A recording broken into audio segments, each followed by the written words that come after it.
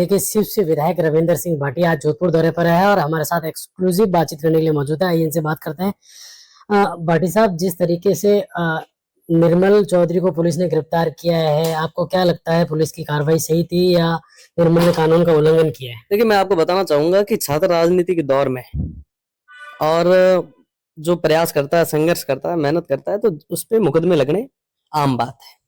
जो छात्रों की आवाज को मजबूती से आगे तक रखेगा, देखो घरे सूतो रहे हुए माता कोई मुकदमे को लगाया करे। हम लोगों पे कई मुकदमे लगे उस समय, उस दौर में कई बार जेल गए। तो जाहिर सी बात है कि जो लड़ेगा उसको जेल भी जाना पड़ेगा। जो भी छात्र संघ से निकला है या छात्र राजनीति में जो है, जो करके निकले हैं, जाहिर सी बात है हम तो उनके साथ में रहेंगे। और छात्र राजनीति से निकले हुए युवा आने वाले समय में मजबूती के साथ में क्षेत्र के लिए, इस प्रदेश के लिए, इस देश के लिए मेहनत कर भी रहे हैं और आगे भी करेंगे। मुझे ऐसा भरोसा है। अच्छा, जिस तरीके से हनुमान बेनीवाल लगातार ऐसा ही भर्ती को लेकर बेरोजगारों के साथ है, रविंद्र भाटी क्या सोचते हैं बेरोजगारों को लेकर? देखिए, मैं आपको बताना चाहूंगा कि जिस भर्ती का आपने नाम लिया है वो अभी वर्तमान में कोर्ट में लंबित है। और रही बात दूसरी, बेरोजगार हमारे अपने भाई हैं, हमारे युवा हैं, और जहां कहीं पे कहेंगे उनके साथ में मजबूती के साथ खड़े रहेंगे। जाहिर सी बात है कि साहब, आज के समय में जिस स्तर पर बेरोजगारों की संख्या बढ़ रही है, हमारा हमारी हम सभी की नैतिक जिम्मेदारी है कि सब उनकी आवाज को मजबूती से आगे तक रखें। और जहां कहीं पे भी रखने की जरूरत रहेगी, जहां भी बेरोजगार भाई याद करेंगे, मजबूती के साथ उनके साथ खड़े मिलेंगे। अच्छा भाटी साहब, जिस तरीके से पूर्व मुख्यमंत्री अशोक गहलोत भजनलाल शर्मा को लेकर कह रहे हैं कि बीजेपी के अंदर खाने में साजिश चल रही है कि उन्हें मुख्यमंत्री पद से हटाया जा सकता है, आपको क्या लगता है? क्योंकि बीजेपी भी कह रही है कि जिस तरीके से इनके कार्यकाल में सचिन पायलट ने भी विरोध किया था, सरकार गिराने की कोशिश की थी, इन पूरे मसले को लेकर आप क्या सोचते हैं? देखिए, मैं आपको बताना चाहूंगा कि ये तमाम चर्चाएं, टिक्का टिप्पणियां, ये बड़ी आम बात है। राजनीति में साजिश और षड्यंत्र चलते रहते हैं।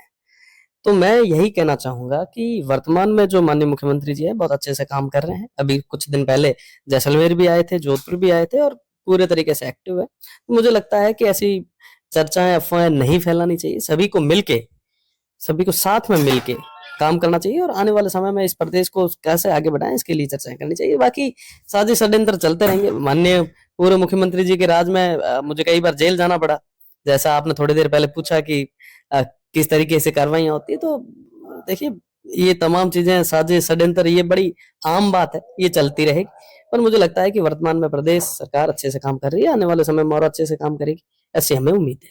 अच्छा, कांग्रेस के जो प्रदेश अध्यक्ष है डोटासरा ने कहा है कि किरोड़ी लाल मीणा अपनी ही सरकार में छापेमारी कर रहे हैं, पर्ची पलटने की तैयारी कर रहे हैं। आपको क्या लगता है किरोड़ी लाल जिस तरीके से छापेमारी कर रहे हैं, मंत्री जी आप इसको लेकर क्या सोचते हैं? देखिए, मैं तारीफ करूंगा किरोड़ी लाल जी की। बहुत एक्टिवली वो अपने मंत्रालय को संभाल रहे हैं, और जाहिर सी बात है कि हर मंत्री को अपने फील्ड में जाना चाहिए। आज के समय में ये तो ऊपर इंद्र भगवान की मेहरबानी है कि इतनी अच्छी बारिश हुई है। अदरवाइज पानी की, बिजली की, इनकी समस्या बहुत आम बात है। रही बात, तमाम जितने भी मंत्री हैं उनको भी इस तरीके से कार्रवाई करनी चाहिए ताकि लगे कि सरकार किसी तरीके से एक्टिव मोड में है। और रही बात आदरणीय प्रदेश अध्यक्ष जी की, जिनकी आपने बात की, तो वो विपक्ष की भूमिका में वो अपना काम कर रहे हैं। अच्छा भाटी साहब, इस साल पंचायत के चुनाव भी होने हैं, नगर निकाय के चुनाव भी होने हैं। आप निर्दलीय विधायक हैं, कहाँ क्या स्टैंड रहेगा? नई पार्टी बनाएंगे या किस तरीके से पंचायत चुनाव में आपका रोल रहेगा? देखिए, मैं आपको बताना चाहूंगा कि साहब, हम तो जनता के साथ में हैं। जनता का जो आदेश होगा उसकी पालना करेंगे। जनता जहां कहेगी वहां रहेंगे। और आज भी आपके बीच में अगर बैठे हैं तो जनता के आशीर्वाद के साथ, उनके सहयोग के साथ ही बैठे हैं। तो मैं आपको कहना चाहूंगा कि जैसा ही जो आदेश हमारी जनता देगी, छत्तीस की कौम के हमारे लोग देंगे, हम उस आदेश की पालना करेंगे।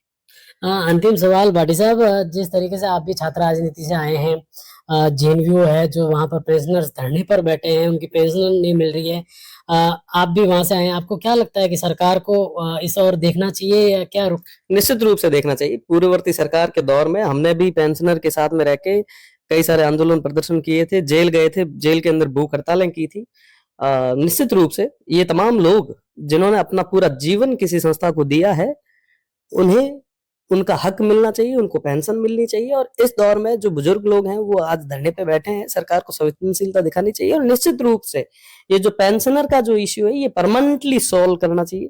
ये जिम्मेदारी है, ये नैतिक धर्म है, और मुझे लगता है कि आने वाले समय में ये करेंगे भी। जहां कहीं पे भी इसकी बात रखने की जरूरत थी, हमने पूर्व में भी रखी। आपने देखा होगा कि उच्च शिक्षा की जब कभी चर्चा विधानसभा में चली है, हमने मजबूती के साथ में पेंशनर की बात आगे रखी भी है, और आगे भी जहां जरूरत रहेगी, जिस तरीके से लड़ने की जरूरत रहेगी, हम उस तरीके से इस पेंशनर के साथ में, ये हमारे अपने लोग हैं, इनकी बदौलत ये संस्था आज तक खड़ी है, इनकी बदौलत ही हम लोग यहाँ बैठे हैं, तो निश्चित रूप से इनके साथ में रहेंगे। अच्छा, छात्र संघ चुनाव पिछले काफी समय से बंद है, क्या सोचते हैं, चुनाव होने चाहिए या सरकार से बिल्कुल मांग- होने चाहिए, बिल्कुल होने चाहिए, और नई युवा पीढ़ी को राजनीति में आने के लिए मुझे लगता है कि ये पहली सीढ़ी है और एक दरवाजा है जो खोलना चाहिए, और नए लोगों को, नए युवाओं को मौका मिलना चाहिए। इससे पहले भी सदन में और जहां कहीं पे भी बात रखने की जरूरत रही, हमने रखी भी है। अगर छात्र राजनीति, छात्र संघ चुनाव नहीं होते तो शायद हम लोग आपके बीच में यहाँ नहीं बैठे होते, और न जाने मेरे जैसे कितने जो आज के समय में जो विधानसभा में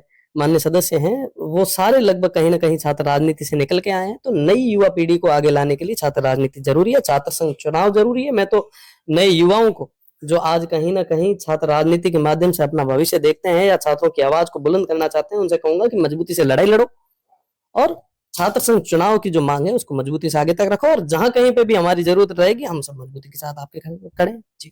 ये थे मेरे साथ शिव से विधायक रविंद्र सिंह भाटी, जिन्होंने बेबाकी से